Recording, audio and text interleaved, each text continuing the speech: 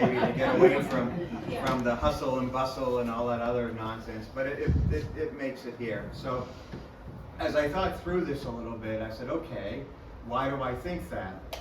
Well, part of it is, I think, was brought to the fore by the Russian-Ukrainian war. So I'm going to spend a little bit of time on that as why I think that is clearly representing an important point in world history. So in this sense, what do I mean by an inflection point?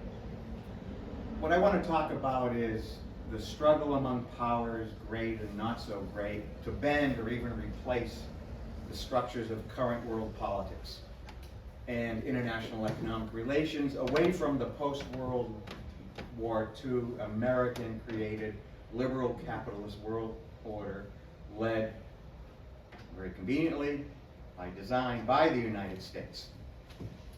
So, I mean, there are a lot of names for this, but it's basically, you know, the liberal economic order where, you know, the United States is the preeminent power, and a lot of the economic structures that were created by the United States are still in play, you know, after World War II. Although American power has diminished in relation to other powers, it's still probably the most significant power, certainly in economic affairs. But there are challengers now. The most obvious one people talk about a lot is China. So I'll talk a little bit about that, but not just China. So I think what we're seeing now is the development of an axis of maybe chaos, I'd call it. China, Russia, Iran have begun to strengthen their relationships among each other, and they're working to, they've been doing this for over a decade, easily. But I think there was a singular event that accelerated what we're seeing, that was when the light bulb, I think, went off in my head, because they're all revisionist powers or revanchist powers. They want to change things. I say revisionist, they're not satisfied with an American-led, you know, world economic system. They want something else that's not based on liberal democracy. And we can talk a little bit more about that. But I think also they're revanchist powers. And by that I mean they bear a grudge about the current liberal economic world order, or the power structure. Russia, as I'll talk about a little bit at length, explain why is the case, but it's also true with China and Iran. They want change. They want change to facilitate where they want to see power devolve to, and the sort of structure that they want. And part of that is based on just a grudge, a dislike of the Western world, the Western approach to things. They feel very much hurt their development, and continues to hurt their development. And in fact, that somehow the United States is at the center of this effort to destroy them. They do actually believe that. So they sense their time has come and have upped their efforts. And I think the point here where this really occurred is when we basically bugged out of Afghanistan. I know that is perhaps controversial to some people, but my own opinion, we got out of there in a very poor way, too quickly. I think in some ways you can say it was a dishonorable way, the way we left. And that was noticed by others.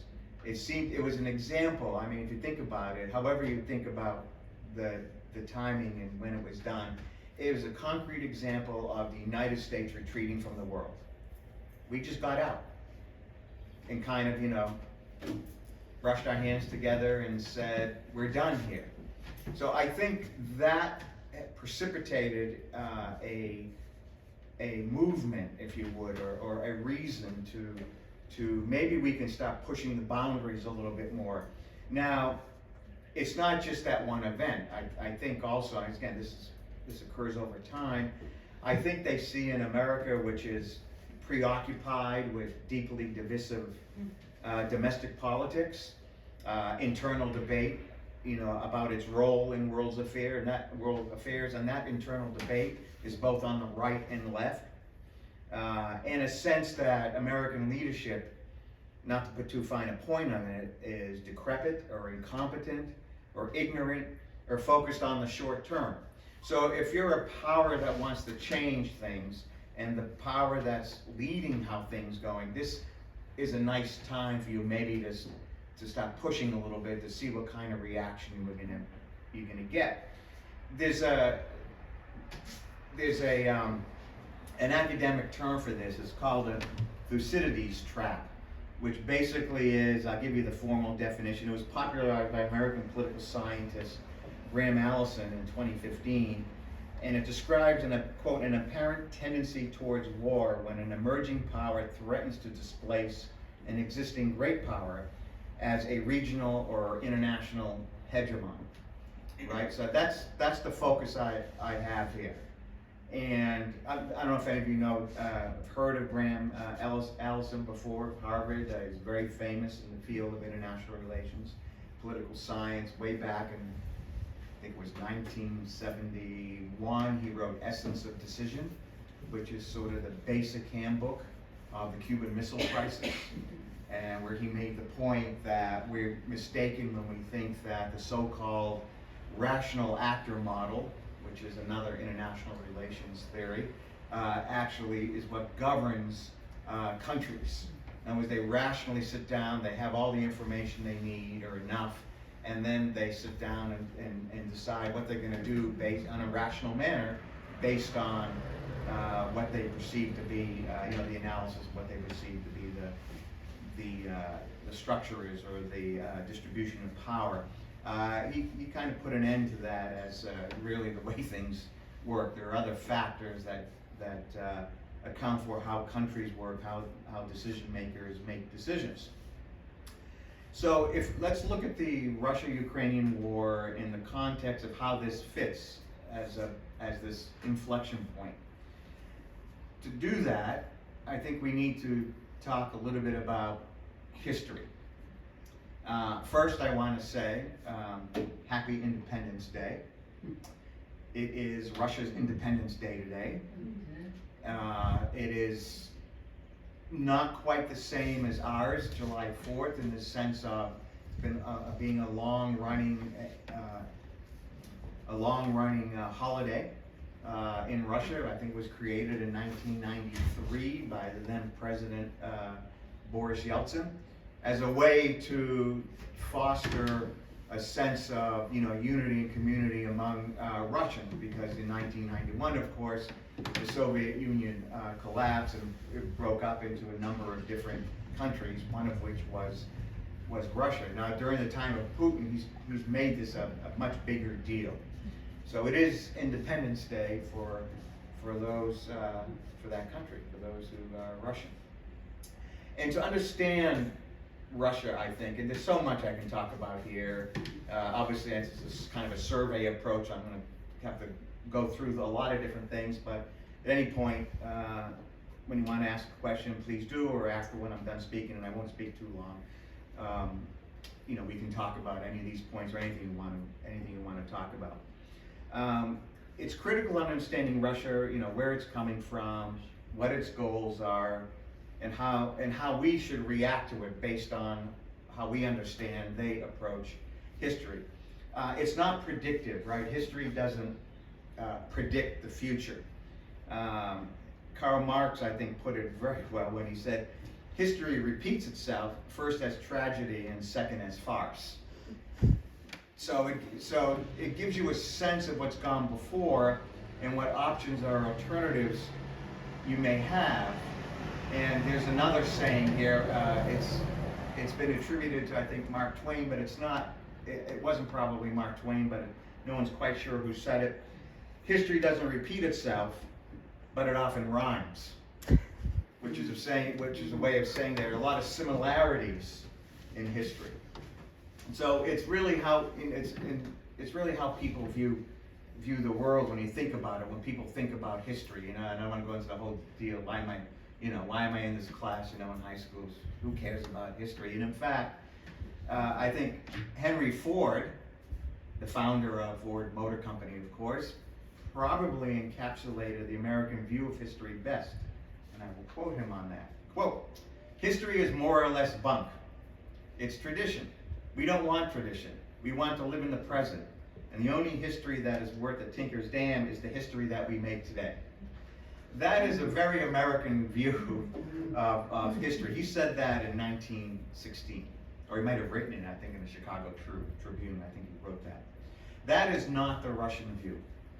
For Russia, history matters, and it matters on several levels. It matters because it has been invaded from the west and east many times over 1,000 years, with much death and destruction. It matters because it was a great European empire, but no longer is. It matters because it undergirds what I think is an aggressive, resentful inferiority complex that manifests itself as outward geographic expansion. It matters because Russians have come to equate democracy with chaos, death, destruction, division, and being conquered. And being divided in the Russian conception of its history means you're prey to others. It matters because Russians are happier with a very strong centralized government led by a strong leader, given this history. These attributes or these ideas are what Russians take away from their history. And let me hit you up with another quote. It's a little extensive, but it's interesting. This was Stalin in 1931. "One feature of the history of old Russia was the continual beating she suffered because of her backwardness. She was beaten by the Mongol Khans. She was beaten by the Turkish Beys. She was beaten by the Swedish feudal lords. She was beaten by the Polish and Lithuanian gentry. She was beaten by the British and French capitalists. She was beaten by the Japanese barons." Motorcycle. "All beat her because of her backwardness, military backwardness, cultural backwardness, political backwardness, industrial backwardness, agricultural backwardness. They beat her because to do so was profitable and could be done with impunity." He said this as he was launching the great industrialization project that made the Soviet Union a world power. And it happened in a way, of course, that we don't have an understanding of, we would never like to see here in the United States, because it basically led to the Holodomor, if anyone knows about that, the great famine in Ukraine, and so forth. But this was the idea that we get to catch up. We're inferior, and being inferior means it's dangerous for our country to survive, so we have to do something about that. And Stalin's conception, one part of this was a very rapid industrialization of the Soviet Union. This still, I think, resonates in Russia 90 years later, especially in the mind of one Vladimir Vladimirovich Putin. Putin thinks himself a historian. He loves history, but the right kind of history. The kind of history that supports strong, unitary central government led by a strong leader. And as it happens, such a thing inexorably leads to him. He is also obsessed with Ukraine. He wrote a tendentious history of Russia and Ukraine, that he basically, in which he basically called Ukraine a non-country filled with a non-existent ethnic group. Ukrainians or Russians is basically the bottom line there. He believes this and has started using it as part of his nation-building, state-building project, and Russian state, and integrated it into Russian statecraft to make Russia a great power again. More practically, I think Putin needed and needs a national mythology, and all nations have their mythologies, right? To cover authoritarian kleptocracy, which is how I would define that government. Something to hold the country together. So, he's been in power for 24 years, and the social contract they had during this time was that he would provide stability and prosperity in a normal life.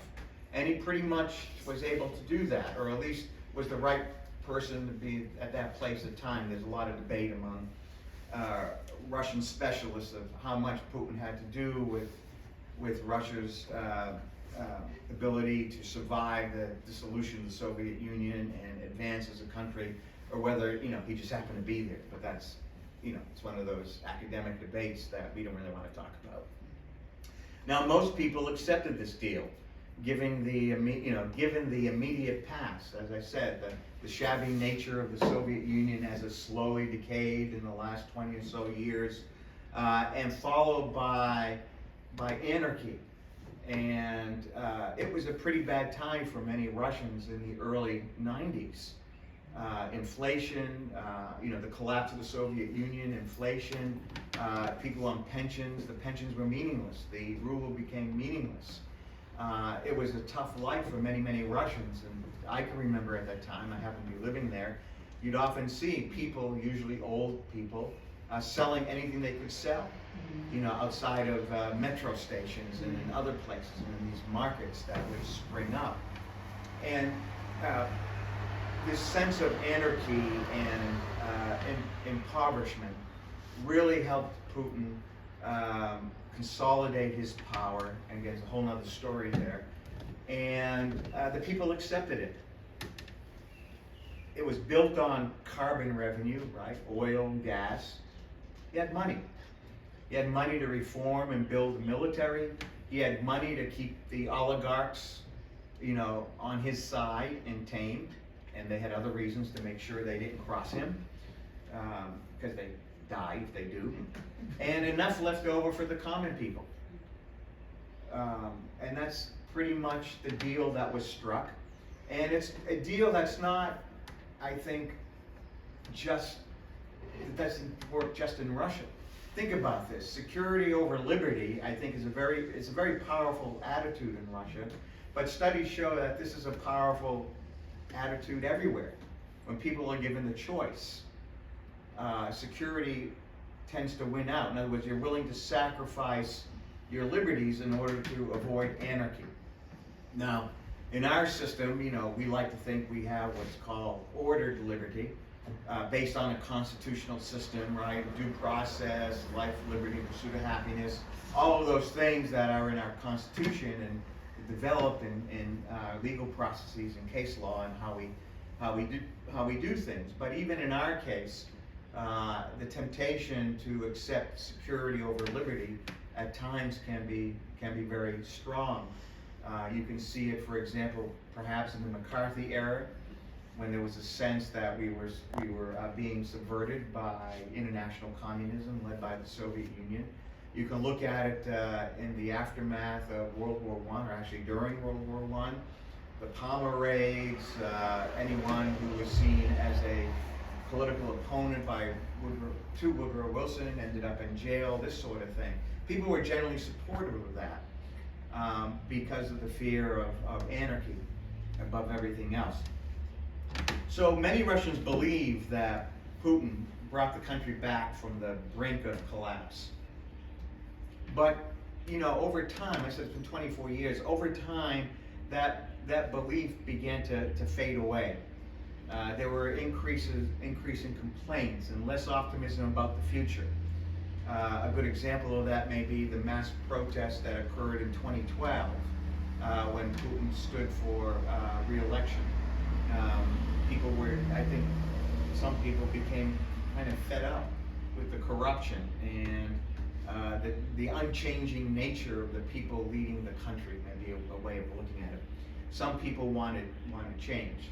So he dealt with that in a very Putin-esque way, and he moved on. But he realized, I think, that he had to give something else, some other reason to shore up his power base. And so he turned to the former military greatness of Russia. A great multi-ethnic, continental, powerful nation with this tremendously, some would say, you call it beautiful, but very important and proud history of having survived Napoleon, and having survived Hitler, and having survived the Mongol invasion. So he's playing this up, saying, look, we're one country. We may be multi-ethnic. There are, I don't know, dozens of ethnicities in Russia. But, you know, we've held together, led by one group, the Slavic group of Russians. And so we need, you know, he was trying to build that support on that basis. And so he needed to find the right historical narrative. So as part of this, he began to revive the outside threat. I think I pointed out that this is an important attitude among Russians, that, you know, they're victims. There's a threat out there, east, west. There's a threat. Always something that's there. I think among Russians. He built up this idea that the West, the United States, he started pushing this actually in 2008 in Munich, when he talked about how the United States was responsible for what were called color revolutions, right, in Georgia and in other countries on the periphery of Russia. And he thought, this is what he claimed, this is what we were doing in Ukraine. We were trying to move Ukraine out of Russia's orbit into the Western orbit in order to weaken Russia, not because it was a good thing necessarily for Ukraine. We can talk more about that. So he talked about NATO expansion as an example of the hostility of the West. You know, whereas we see NATO as a defensive alliance, and in fact there was talk back in the mid-90s of Russia actually joining NATO. He presented it, and many people in Russia believe that's actually an offensive alliance, you know, directed against Russia. He played that up. He played up the fact that Russia is a Eurasian country, a Eurasian power, that it wasn't just European. But the European part of it was extremely important. But it was the old European part of it, that it upheld the traditions, the important traditions of Europe, of religion and family, whereas the West was, you know, spiraling down into some morass of, some decrepit or degenerate form of belief systems, ideologies, and you can go through it all, you know. But I mean, he's basically talking there about like LGBTQ or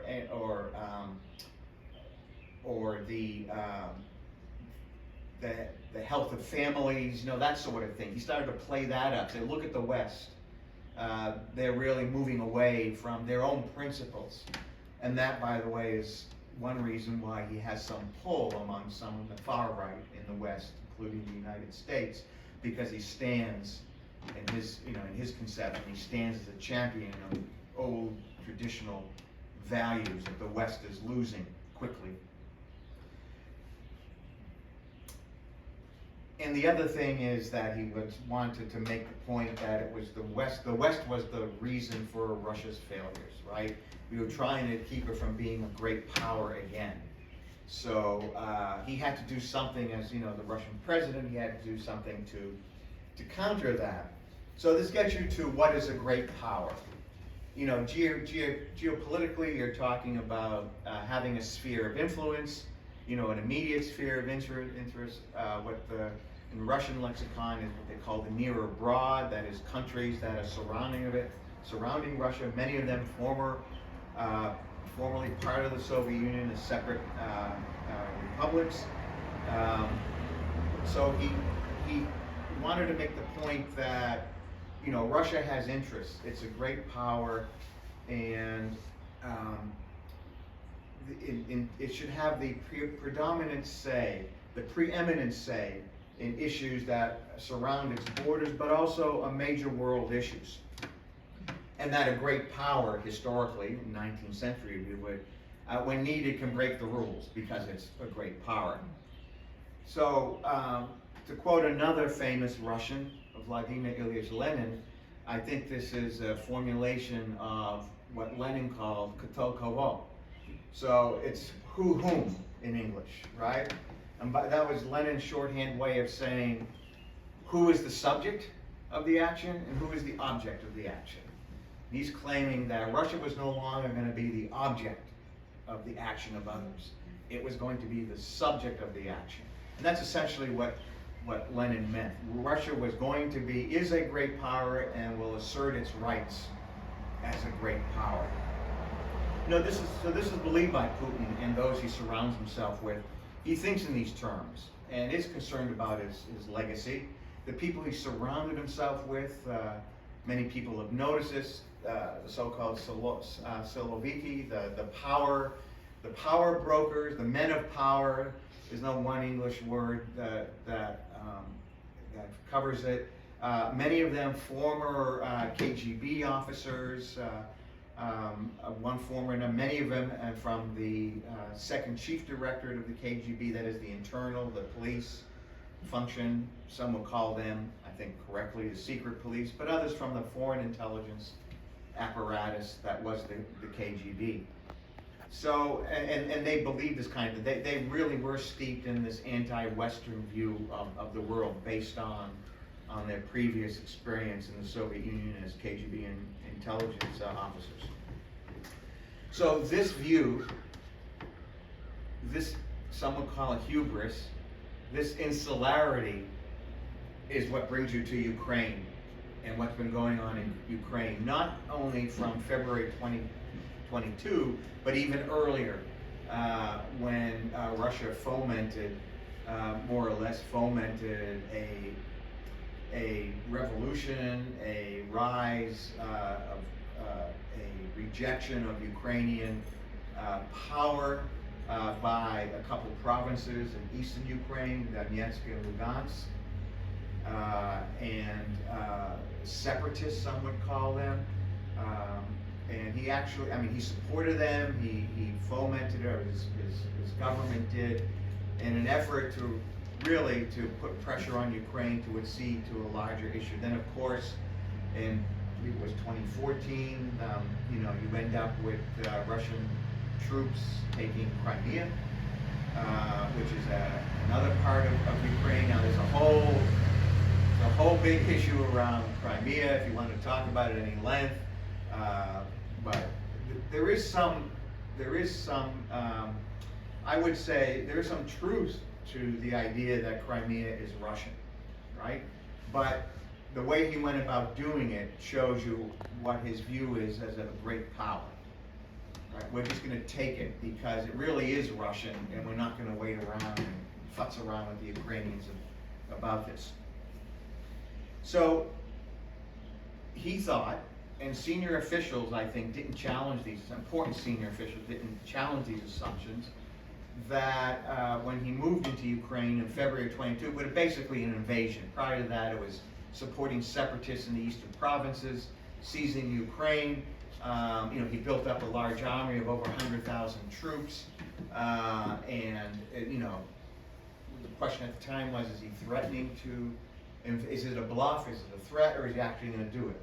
And he actually did it. He actually invaded Ukraine, but his assumptions that the Ukrainians would welcome them didn't pan out the way that hoped that it would. They actually resisted, and it was important that they had support from the West. They had gotten support earlier from the West, so they had some ability to fight back.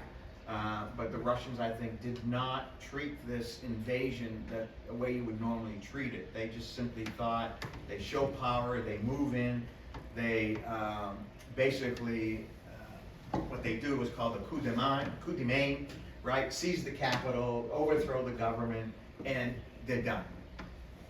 People will follow. They don't really like these people running things in Kiev anyway. It didn't work out that way.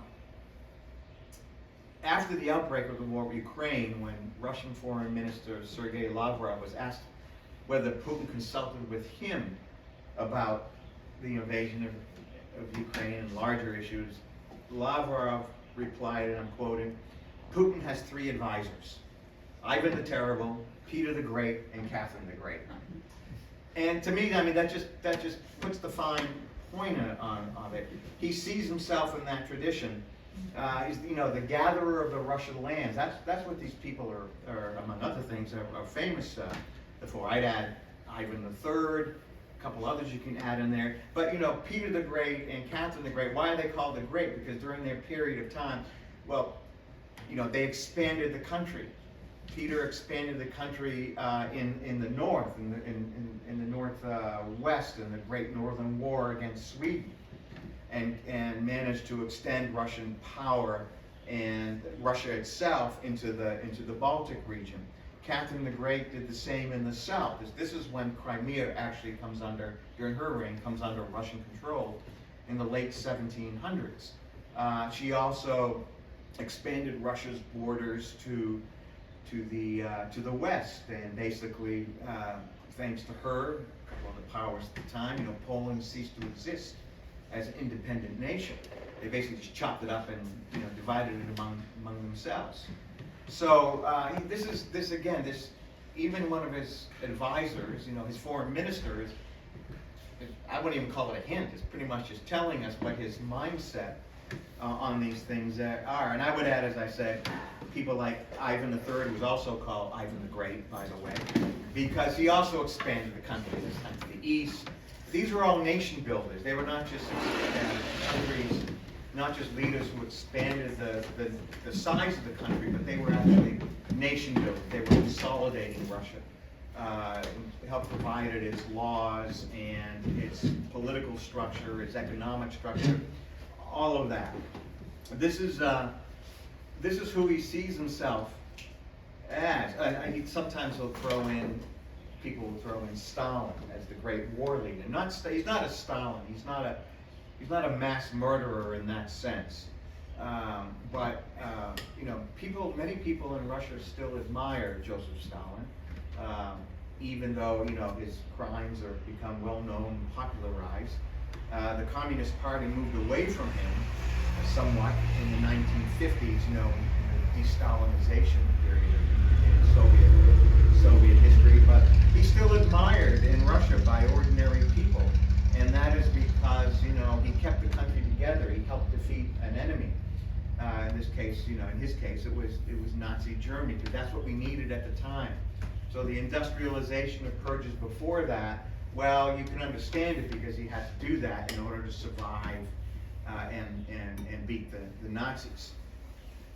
So I make an additional point here with regard to the Ukraine war. I'm not trying to make this sound like Putin's war only. It is Putin's war.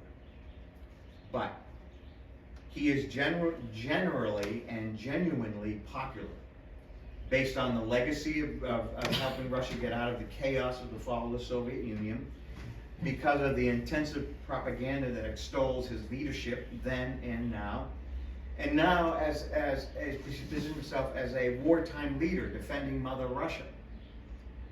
And on this last point, even though Russians are suffering tremendous casualties, I think the official U.S.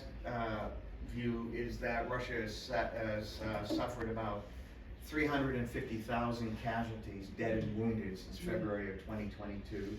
The Brits put it at closer to 500,000 dead and wounded. It's just mind-boggling. Can you imagine in the United States?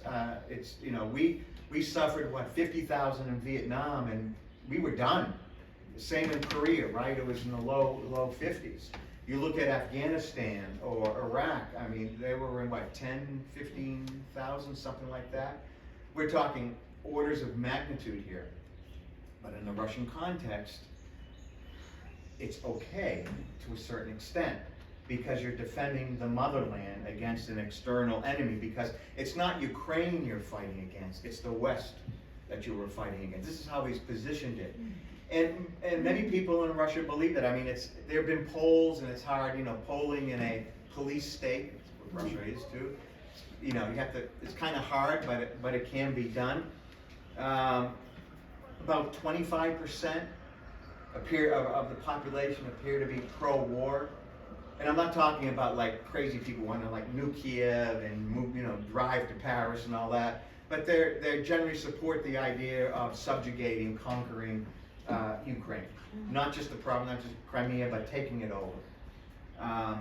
About 25% are against the war, and about 50% are kind of for the war, but would like to see it end through negotiations sooner rather than later.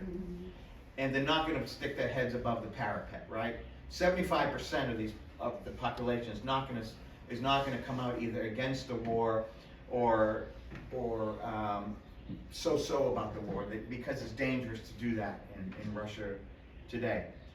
So you ask, well, I mean, has not this resulted in stress in Russia, stress on the political system?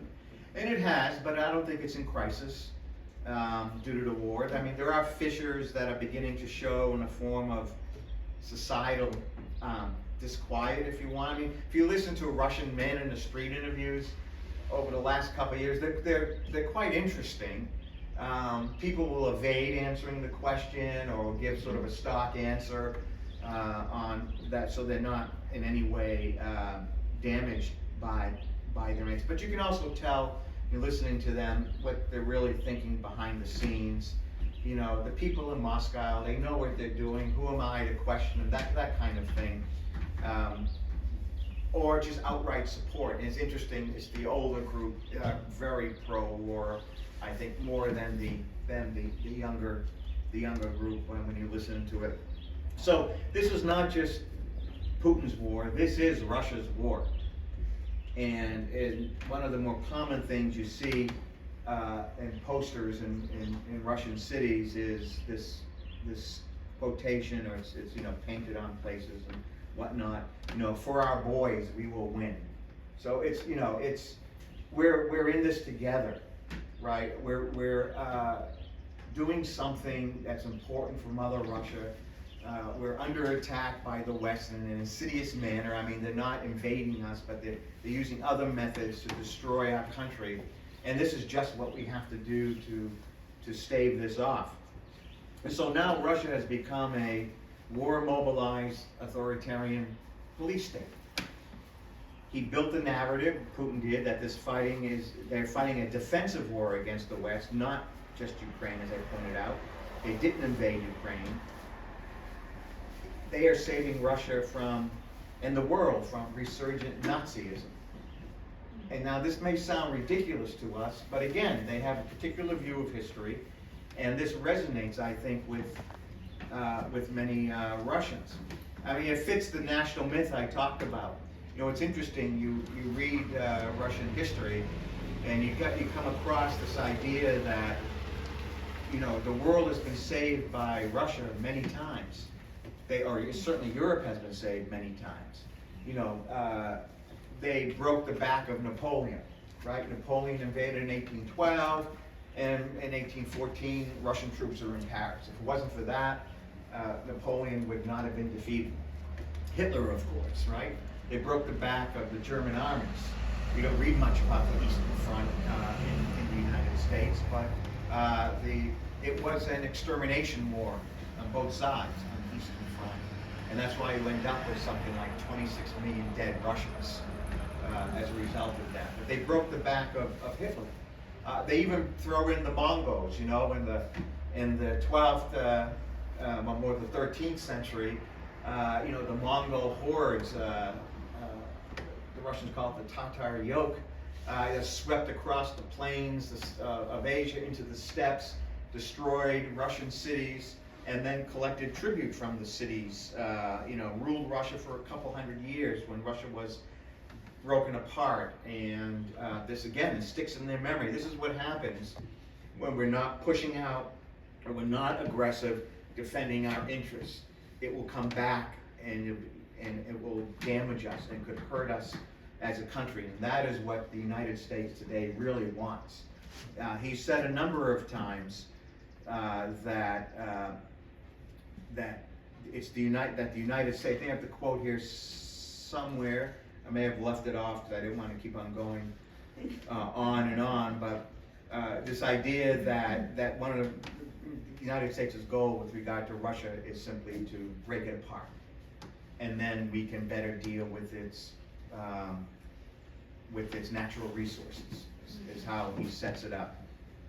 So we owe them, is how they look at it, right? It's because of Russia that the world and Europe has been saved, and they're doing that now.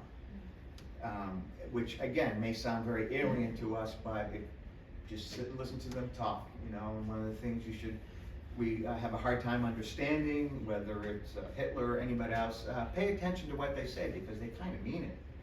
You know, people didn't believe things that Hitler said or what he wrote in Mein Kampf, but he meant it. So listen to what they say, because they usually mean what they say. But we have to translate it, of course, and try to turn it into what we think they said, because that's what we do. So, you know, Russia has, there's another long way of saying Russia has not come to terms with its history. Where's Vladimir, the guy that works here? I don't know, Helen. He should be listening. I have no idea. I'd like him, he can comment I on would this. love to hear So, you know, Russia hasn't come to terms with its history. I think it's still stuck in this imperial mindset. You know, the idea that the past evils that were done by the Russian Empire or the Soviet Union, that's not us. John? Enjoying his day out. Speak to me. So, a couple questions, right? I mean, where is Russia going? Or three questions. How do we deal with this? And how is this a hinge event? How does it fit into this larger concept that I brought out? So, where Russia is going, there's a great quote. It's a bit extensive, but I do want to read it. This is from Dead Souls, Nikolai Gogol, 1842. Probably the greatest Russian satirist. He actually, Ukrainian, was Russified. He was born in Ukraine, but he was Russified. Which again, the irony is, and there is truth to the connectivity between Ukrainians, Russians, and Belarusians, but you can only take that up to a certain point. So let me read you an excerpt. Do you folks know what a Russian troika is? Can someone tell me what it is? Russian horses pulling a wagon. 3 horses pulling a sled or a wagon. So you get that image in your head, you know, the bells jingling on the harnesses, and you know, you've got the rich people, you know, sitting in the back, the woman's wrapped in the furs, and you know, all that kind of stuff. So it's a classic, you know, charging over the snow. It's a classic image of Russia. So this is what Gogol said in Mертвые души, Dead Souls.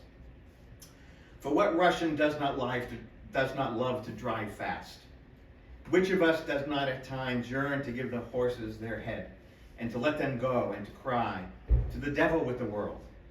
At such moments a great force seems to uplift one as on wings, and one flies, and everything else flies.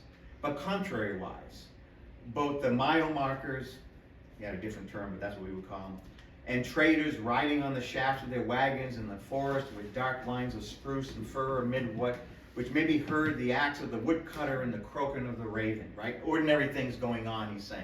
But Russia's running, you know, just heading out, you know, sort of oblivious to all this, in this fast-moving troika.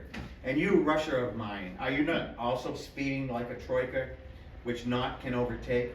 Is not the road smoking beneath your wheels, and the bridges thundering as you cross them, and everything being left in the rear, and the spectators struck with the portent, halting to wonder whether you are not a thunderbolt launched from heaven? What does this awe-inspiring progress of yours foretell? What is the unknown force which lies within your mysterious steeds? O Russia of mine, whither? Answer me. But no answer comes. Only the weird sound of your collar bells, rent into 1,000 shreds. The air roars past you, for you are overtaking the whole world, and shall one day force all nations, all empires to stand aside, to give you way. So, you know, it captures something. Again, a conception, a national myth of view people have of themselves. So with Russia, it's hard to say. As I pointed out, it's not really in crisis, but it's militarized its economy. It's having to create new markets. It's become completely dependent on China, which I think is the real threat to Russia, why Russian strategist, I'd be worried more about China and Siberia. Siberia is being depopulated. People are moving out. Interestingly, some Chinese are moving in. Chinese businesses are moving in. All the resources in China, in Siberia.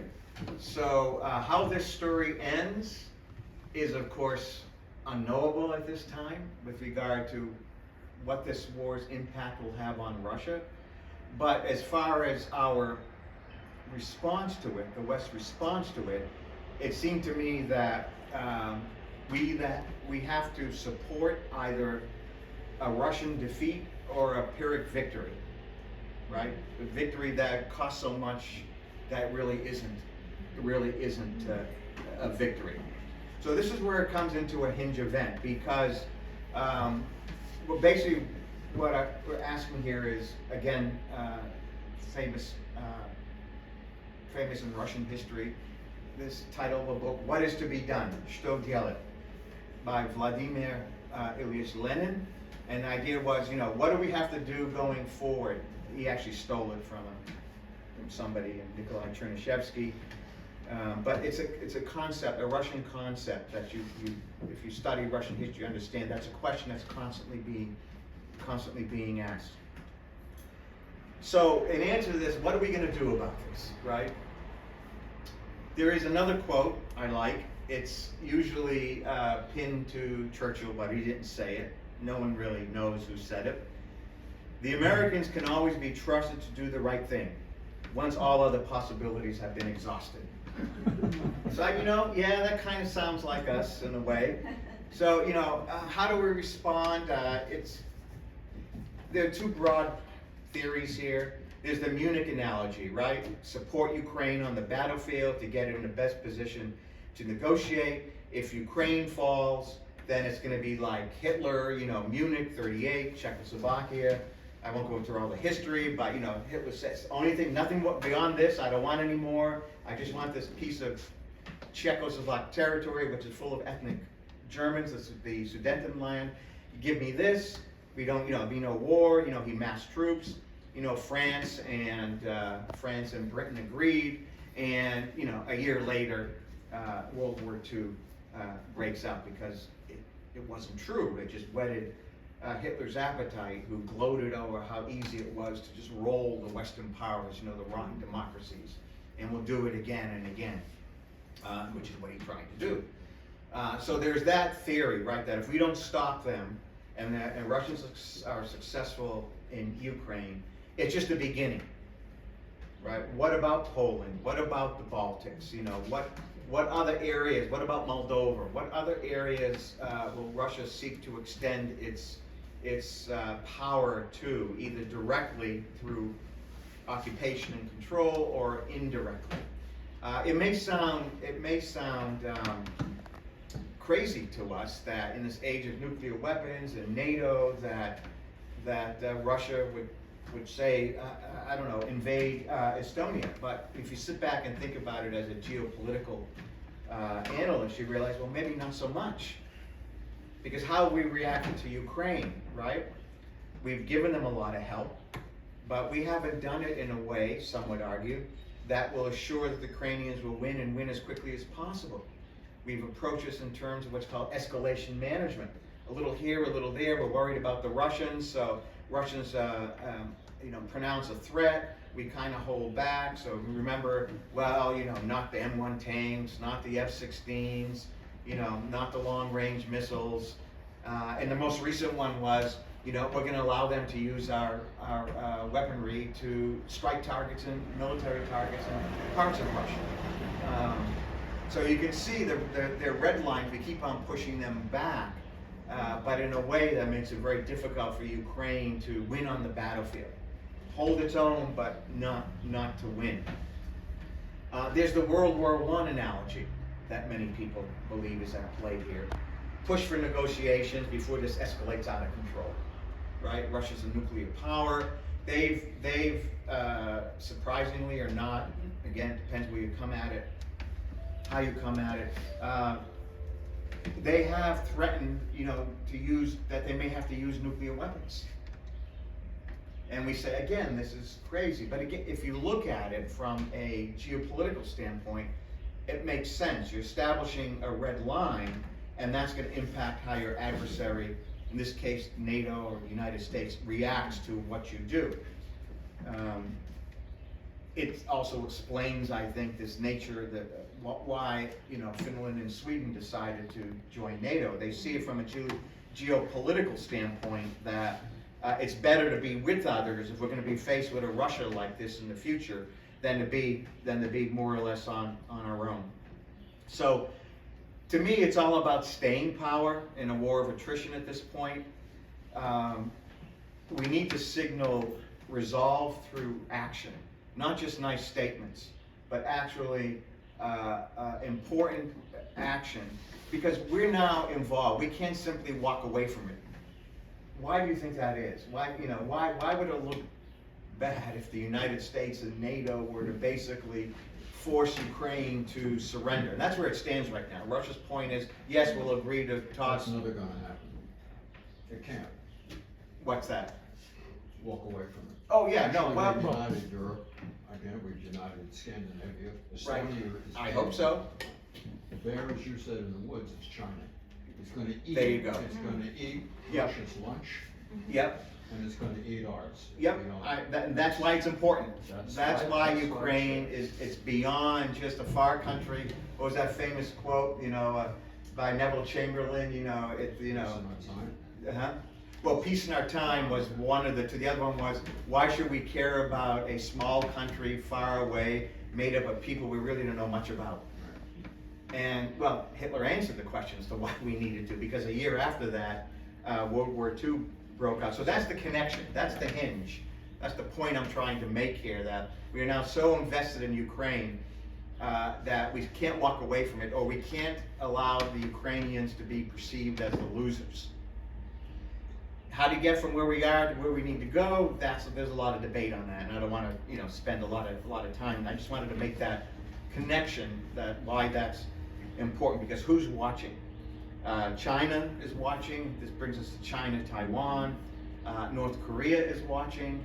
Iran is watching. Even Venezuela is watching. I mean, not that long ago, Venezuela threatened a neighbor, was it Curacao, to invade and occupy it over a border dispute.